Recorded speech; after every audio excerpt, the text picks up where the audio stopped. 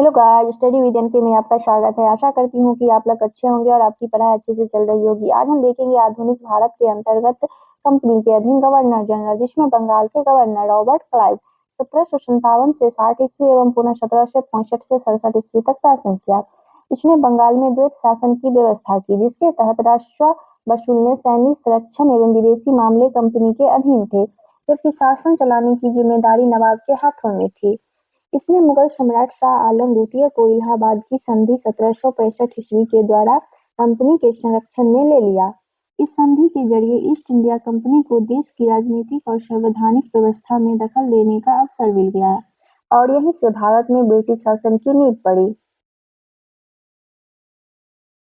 Robert Clive ने बंगाल के समस्त क्षेत्र के लिए 2 उपदीवान, बंगाल के लिए मोहम्मद रजा खां और बिहार के लिए राजा सिताब राय को नियुक्त किया। अन्य गवर्नर बड़े लाट 1767 से 69 ईस्वी और कार्टियर 1769 से 72 ईस्वी और वारेन हेस्टिंग 1772 से 74 ईस्वी तक शासन किया।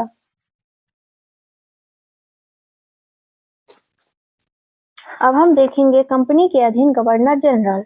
रेगुलेटिंग एक्ट 1773 ईस्वी के अनुसार बंगाल के गवर्नर को अब अंग्रेजी क्षेत्रों का गवर्नर जनरल कहा जाने लगा, जिसका कार्यकाल 5 वर्षों का निर्धारित किया गया। मद्रास एवं बम्बई के गवर्नर को इसके अधीन कर दिया गया। इस प्रकार भारत में कंपनी के अधीन प्रथम गवर्नर जनरल वारेन हेस्टिंग 1774 से 85 ईस्वी तक का हुआ। वारेन हेस्टिंग्स 1750 ईस्वी में कंपनी के एक क्लर्क के रूप में कलकत्ता आया था और अपनी कार्यकुशलता के कारण कासिम बाजार का अध्यक्ष, बंगाल का गवर्नर एवं कंपनी का गवर्नर जनरल बना। वारेन हेस्टिंग्स 1774 से 85 ईस्वी तक शासन किया। इसने राजकीय कोषागार को मुर्शिदाबाद से हटाकर कलकत्ता लाया। 1772 ईस्वी में इसने प्रत्येक जिले में एक फौजदारी व दीवानी अदालतों की स्थापना की। फौजदारी अदालतें सदर निजामत अदालत द्वारा निरीक्षित होती थी। नाजिम द्वारा नियुक्त दरोगा अदालत की अध्यक्षता करता था। दीवानी अदालत में कलेक्टर मुख्य न्यायाधीश होता था। जिला फौजदारी अदालत एक भारतीय अधिकारी के अधीन होती थी, जिसकी सहायता के लिए एक मुफ्ती और एक काजी होता था। कलेक्टर इस न्यायालय के कार्य की देखभाल करता था। कलकत्ता में एक सदर दीवानी अदालत और एक सदर फौजदारी अदालत की स्थापना की गई। सदर दीवानी अदालत में कलकत्ता काउंसिल का सभापति और उसी काउंसिल का 2 सदस्य राय रायन और मुख्य कानूनगो की सलाह से अन्याय करते थे। सदर फौजदारी अदालत में नायब निजाम, मुख्य काजी, मुफ्ती और 3 मौलवियों की सलाह से अन्याय करते थे। जिले की दीवानी और फौजदारी अदालतों के मुकदमे अंतिम निर्णय के लिए सदर अदालतों में भेजे जाते थे। दीवानी मुकदमों में जातीय कानून अर्थात हिंदुओं के संबंध में हिंदू कानून और मुसलमान के लिए मुस्लिम कानून लागू किया जाता था, जबकि फौजदारी मुकदमों में मुस्लिम कानून लागू किया जाता था। 1772 में कोर्ट ऑफ हेस्टिंग ने द्वैत प्रणाली को समाप्त करने तथा कंपनी को बंगाल, बिहार तथा उड़ीसा प्रांत की शासन व्यवस्था का उत्तरदायित्व संभालने का आदेश दिया। वारेन हेस्टिंग्स ने दोनों उपदीवानों मोहम्मद रजा खां तथा राज सिताब राय को पद से हटा दिया गया।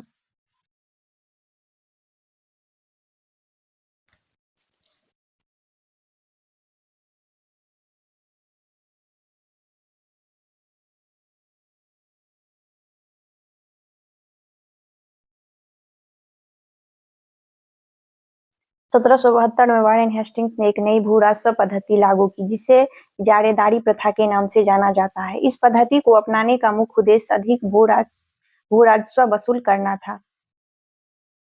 इसकी मुख्य 2 विशेषताएं थी। इसमें पंचवर्षीय ठेके की व्यवस्था थी और इसके अंतर्गत उच्चतम बोली लगाने वाले को लगान वसूली का अधिकार दिया गया। हेस्टिंग्स ने नवाब की देखभाल के लिए मीर जाफर की विधवा मुन्नी बेगम को उसका संरक्षण नियुक्त किया।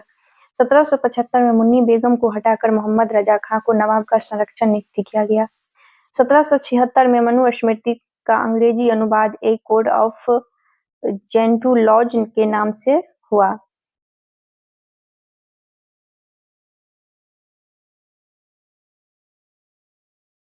विलियम विलिकिंस ने 1785 में भागवत गीता का अंग्रेजी में अनुवाद किया। 1789 में अभिज्ञान शकुंतलम नामक नाटक का अंग्रेजी में अनुवाद किया गया। हेस्टिंग ने 1781 में कलकत्ता में मुस्लिम शिक्षा के विकास के लिए प्रथम मदरसा स्थापित किया।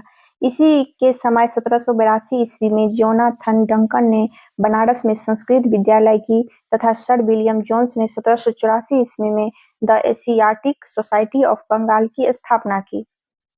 अब हम देखेंगे नोट। 1804 में बंबई में एशियाटिक सोसाइटी और 1823 में लंदन में Asiatic Society of great Britain की स्थापना हुई। इसने मुगल सम्राट को मिलने वाला 26 लाख रुपए की वार्षिक पेंशन बंद करवा दी।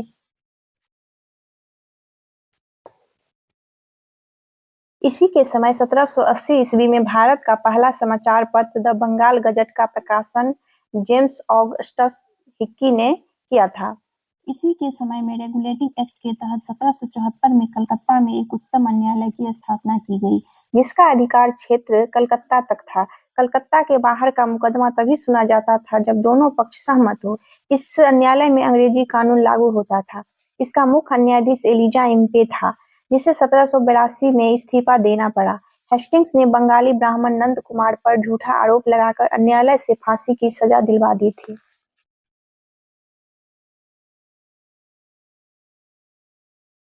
प्रथम आंग्ल-मराठा युद्ध 1775 से 1782 ईस्वी तक हुआ एवं द्वितीय आंग्ल-मैसूर युद्ध 1780 से 1784 ईस्वी तक वॉरेन हेस्टिंग के समय में ही लड़े गए। प्रथम आंग्ल-मराठा युद्ध सलवाई की संधि 1782 ईस्वी में एवं द्वितीय आंग्ल-मैसूर युद्ध मंगलोर की संधि 1784 ईस्वी के द्वारा समाप्त हुए। सलवाई की संधि कब हुई? सलवाई की संधि 1782 ईस्वी में और मंगलोर की संधि 1784 ईस्वी में। ईस्ट इंडिया एक्ट 1784 ईस्वी में वॉरेन हेस्टिंग के समय ही पारित हुआ। इसी के काल में 1772 में बोर्ड ऑफ रेवेन्यू की स्थापना हुई। हेस्टिंग ने संपूर्ण लगान के हिसाब की देखभाल के लिए एक भारतीय अधिकारी राय रायन की नियुक्ति की। इस पद को प्राप्त करने वाला पहला भारतीय दुर्लभ राय का पुत्र राजा राजवल्लभ था। ईस्ट इंडिया एक्ट 1784 ईस्वी के विरोध में इस्तीफा देकर जब वॉरेन हेस्टिंग फरवरी 1785 में इंग्लैंड पहुंचा तो बर्क द्वारा उसके ऊपर महाभियोग लगाया गया, परंतु 1795 ईस्वी में इसे आरोपों से मुक्त कर दिया गया। अब हम देखेंगे नोट। 1786 में हेस्टिंग्स के जाने के पश्चात लगान परिषद का पुनर्गठन किया गया और एक नवीन अधिकारी मुख्य सारिस्तादार की नियुक्ति की गई, जिसका कार्य सभी कानूनों के कागजों की देखभाल करना था। इस पद पर प्रथम नियुक्ति जेम्स ग्रांट की हुई। सुरक्षा प्रकोष्ठ की नीति वॉरेन हेस्टिंग्स से संबंधित है। अब हम देखेंगे सर जॉन मैकफरसन, जो 1785 से 1786 ईस्वी तक शासन किया। इसे अस्थायी गवर्नर जनरल नियुक्त किया गया था। अब देखेंगे लॉर्ड कॉर्नवालिस, 1786 से 1793 और 1805 ईस्वी तक शासन किया। इसके समय में जिले के समस्त अधिकार कलेक्टर के हाथों में दे दिए गए। इसने भारतीय न्यायाधीशों से युक्त जिला फौजदारी अदालतों को समाप्त कर उसके स्थान पर 4 भ्रमण करने वाली अदालतें जिनमें 3 बंगाल के लिए और 1 बिहार के लिए नियुक्त की। कॉर्नवालिस ने 1793 ईस्वी में प्रसिद्ध कॉर्नवालिस कोड का निर्माण करवाया, जो शक्तियों के पृथक्करण सिद्धांत पर आधारित था।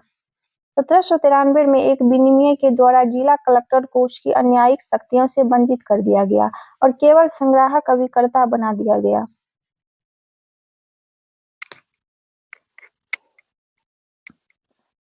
पुलिस कर्मचारियों के वेतन में वृद्धि के साथ ही ग्रामीण क्षेत्रों में पुलिस अधिकार प्राप्त जमींदारों को इस अधिकार से वंचित कर दिया। कंपनी के कर्मचारियों के व्यक्तिगत व्यापार का प्रतिबंध लगा दिया। जिला में पुलिस थाना की स्थापना कर एक दरोगा को इसका इंचार्ज बनाया। भारतीयों के लिए सेना में सूबेदार, जमादार, प्रशासनिक सेवा में मुंसिफ, सदर अमीन या डिप्टी कलेक्टर में ऊंचा पद नहीं दिया जाता था। इसने 1793 ईस्वी में अस्थायी बंदोबस्त की पद्धति लागू की, जिसके तहत जमींदारों को भू राजस्व का लगभग 90%, जिसका 10/11वां भाग 10/11वां भाग और कंपनी को तथा 10% का 1/11वां भाग अपने पास रखना था। अस्थायी बंदोबस्त की योजना जॉन शोर ने बनाई थी। इसे बंगाल, बिहार, उड़ीसा, बनारस एवं मद्रास के उत्तरी जिलों में लागू की गई थी। इसमें जमींदार भू राजस्व की दर तय करने के लिए स्वतंत्र थे। भू राजस्व वसूलने के अन्य दो व्यवस्थाएं रैयत बाड़ी एवं माहल बाड़ी थी। अब हम देखेंगे रैयत बाड़ी व्यवस्था। रैयत बाड़ी व्यवस्था किसानों के साथ व्यक्तिगत रूप से किए गए लगान समझौते को रैयत बाड़ी कहा गया है। इस व्यवस्था के अंतर्गत ब्रिटिश भारत की 51% भूमि आई। 1792 ईस्वी में रैयत बाड़ी व्यवस्था बारामहल जिले में पहली बार कर्नल रीड द्वारा लागू की गई। 1820 ईस्वी में यह व्यवस्था मद्रास में लागू कर दी गई और इसे सुचारू रूप से चलाने के लिए मुनरो का मद्रास का गवर्नर नियुक्त किया गया। 1825 में यह व्यवस्था बंबई में लागू कर दी गई तथा 1858 तक यह व्यवस्था संपूर्ण दक्कन और अन्य क्षेत्रों में लागू कर दी गई थी। संपूर्ण दक्कन और अन्य क्षेत्रों में लागू कर दी गई।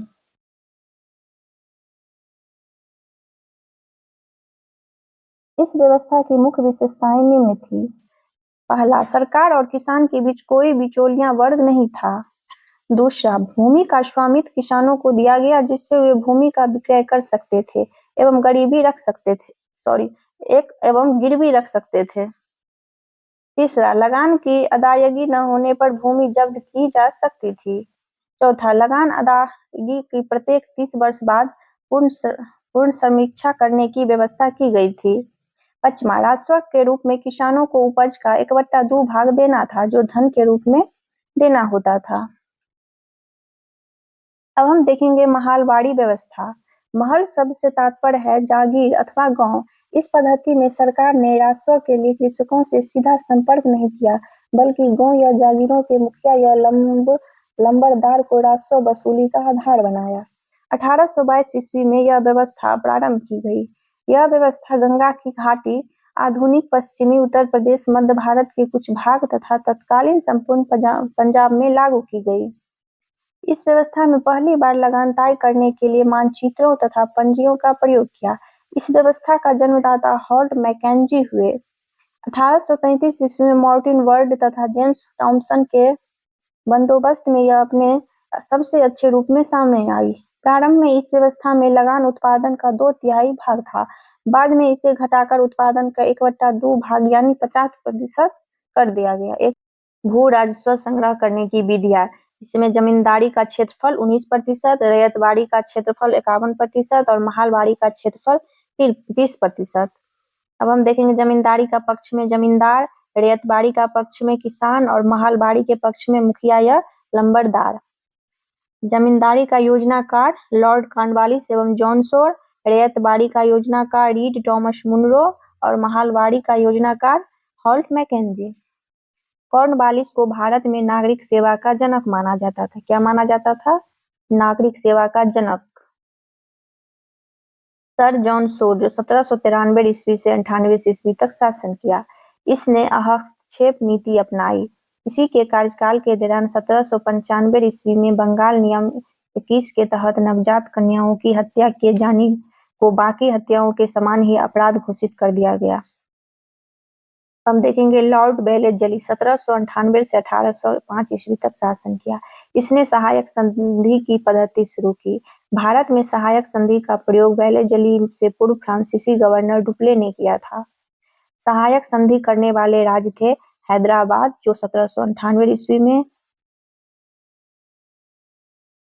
सहायक संधि करने वाले राज्य थे। पहला हैदराबाद जो 1798 ईस्वी में, दूसरा मैसूर 1799 ईस्वी में, तीसरा तंजौर जो अक्टूबर 1799 ईस्वी में, चौथा अवध 1801 ईस्वी में, पांचवा पेशवा दिसंबर 1802 ईस्वी में, छठा बराड़ एवं भोसले दिसंबर 1803 ईस्वी में, छठवां 1804 ईस्वी एवं अन्य सहायक संधि करने वाला राज्य जोधपुर, जयपुर, मच्छरी, बूंदी तथा भरतपुर थे। अब हम देखेंगे नोट। इंदौर के होलकरों ने सहायक संधि स्वीकार नहीं की थी।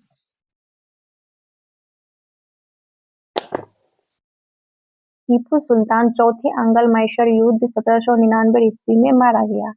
इसके शासनकाल के दौरान 1804 ईस्वी में नियम 3 के अंतर्गत शिशु वध को बाकी हत्या की तरह ही मानते हुए दंड का प्रावधान कर दिया गया। इसी ने 1800 ईस्वी कलकत्ता में नागरिक सेवा में भर्ती किए गए युवकों को प्रशिक्षित करने के लिए फोर्ट विलियम कॉलेज की स्थापना की, जो 1854 तक अंग्रेजों को भारतीय भाषाओं की शिक्षा देने के लिए चलता रहा। अब हम देखेंगे नोट। 1806 में भारत भेजे जाने वाले प्रशासकीय अधिकारियों की शिक्षा और प्रशिक्षण के लिए इंग्लैंड में हेलेबरी में एक ईस्ट इंडिया कॉलेज खोला गया, जहां नवयुवक प्रशासकीय अधिकारियों को 2 वर्ष का प्रशिक्षण देने की व्यवस्था की गई। स्वयं को बंगाल का शेर कहा करता था। लॉर्ड कॉर्नवालिस का 1805 ईस्वी में और दूसरा कार्यकाल शुरू हुआ, परंतु शीघ्र ही इसकी मृत्यु हो गई। लॉर्ड कॉर्नवालिस का दूसरा कार्यकाल 1805 ईस्वी में शुरू हुआ, परंतु शीघ्र ही इसकी मृत्यु हो गई। अब देखेंगे सर जॉर्ज वारले, जो 1805 से 1807 ईस्वी तक शासन किया। 1806 ईस्वी में वेल्लोर में हुई सिपाही विद्रोह इसके काल की महत्वपूर्ण घटना है। लॉर्ड मिंटो प्रथम 1807 से 1813 ईस्वी तक शासन किया। इसके काल में रणजीत सिंह एवं अंग्रेजों के बीच 25 अप्रैल 1809 को अमृतसर की संधि मध्यस्थता चार्ल्स मेटकॉफ हुई। इसी के समय चार्टर एक्ट 1813 ईस्वी पास हुआ। देखेंगे लॉर्ड हेस्टिंग, जो 1813 से 1823 ईस्वी तक शासन किया। इसी के समय में अंगल नेपाल युद्ध 1814 से 16 ईस्वी में हुई। इसमें नेपाल में अमर सिंह थापा को आत्मसमर्पण करना पड़ा। मार्च 1816 ईस्वी में अंग्रेजों एवं गोरखों के बीच संगोली की संधि के द्वारा अंगल नेपाल युद्ध का अंत हुआ। इसके समय में पिंडारियों का दमन किया गया। पिंडारियों के प्रमुख नेताओं में वासिल मोहम्मद चीतू एवं करीम खां थे। इसने मराठों की शक्ति को अंतिम रूप से नष्ट कर दिया। इसने प्रेस पर लगे प्रतिबंध को समाप्त कर प्रेस के मार्गदर्शन के लिए नियम बनाए। इसी के समय 1822 ईस्वी का टेनेंसी एक्ट या काश्तकारी अधिनियम लागू किया गया। देखेंगे लॉर्ड एम हर्स्ट, जो 1823 से 1828 ईस्वी तक शासन किया। इसके समय में प्रथम आंग्ल बर्मा युद्ध 1824 से 1826 ईस्वी तक लड़ा गया। 1826 ईस्वी में बर्मा एवं अंग्रेजों के बीच यांडवू की संधि हुई। 1824 ईस्वी में बैरकपुर का सैन्य विद्रोह भी इसी के समय में हुआ। देखेंगे लॉर्ड विलियम बेंटिंग, जो 1828 से 1835 ईस्वी तक शासन किया। 1803 ईस्वी में यह मद्रास का गवर्नर था। इसी के समय 1806 ईस्वी में माथे पर जातीय चिन्ह लगाने तथा कानों में बालियां न पहनने देने पर वेल्लोर के सैनिकों ने विद्रोह कर दिया। 1833 ईस्वी के चार्टर एक्ट द्वारा बंगाल के गवर्नर जनरल को भारत का गवर्नर जनरल बना दिया गया। इस प्रकार भारत का पहला governor general lord William Bentinck हुआ। भारत का पहला गवर्नर जनरल कौन था? Lord William Bentinck. हम देखेंगे नोट। बंगाल का प्रथम गवर्नर जनरल वॉरेन हेस्टिंग था। कौन था? Warren Hasting. राजा राम मोहन राय के सहयोग से बेंटिंग ने 1829 ईस्वी में सती प्रथा को समाप्त कर दिया गया। बेंटिंग ने इस प्रथा के खिलाफ कानून बनाकर 1829 ईस्वी में धारा 17 के द्वारा विधवाओं के सती होने को अवैध घोषित कर दिया। अब हम देखेंगे नोट। अकबर और मराठा पेशवाओं ने भी सती प्रथा पर रोक लगाने का प्रयास किया था।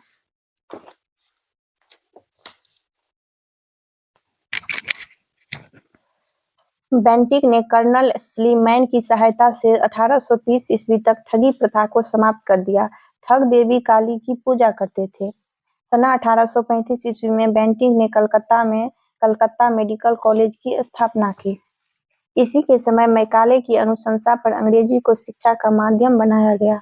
मैकाले की अध्यक्षता वाले लॉ कमीशन विधि आयोग ने कानूनों के कोडीकरण का प्रयास किया। तो हम देखेंगे नोट। भारतीय शिक्षा पर मैकाले का कार्यवृत्त 1835 ईस्वी को भारत में पाश्चात्य शिक्षा का प्रारंभ माना जा सकता है। बेंटिंग ने 1831 ईस्वी में मैसूर तथा 1834 ईस्वी में कुर्ग एवं मध्य कचेर को हड़प लिया। इसने भारतीयों को उत्तरदायी पदों पर नियुक्ति किया। इसके समय में भारतीयों को प्रदान किया गया उच्चतम पद सदर अमीन का था, जिसे 700 रुपया प्रति माह तनख्वाह मिलती थी। इसके समय कंपनी के 1833 ईस्वी के चार्टर एक्ट द्वारा यह निश्चित किया गया कि धर्म, जाति, रंग अथवा जन्म के आधार पर किसी व्यक्ति को कंपनी की सेवा में प्रवेश करने से नहीं रोका जाएगा। इसने शिशु बालिका की हत्या पर भी प्रतिबंध लगा दिया। देखेंगे चार्ल्स मेटकॉफ, जो 1835 से 1836 ईस्वी तक शासन किया।